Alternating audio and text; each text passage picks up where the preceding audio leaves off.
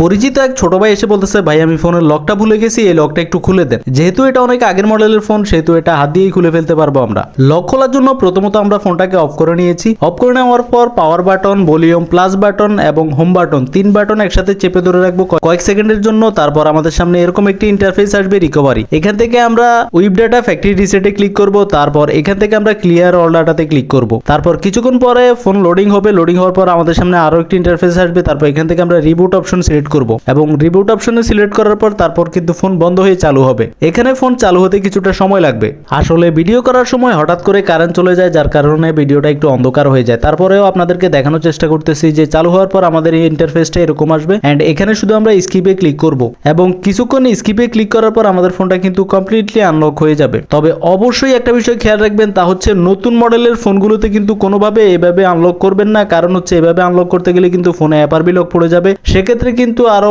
কাজ বেড়ে যাবে।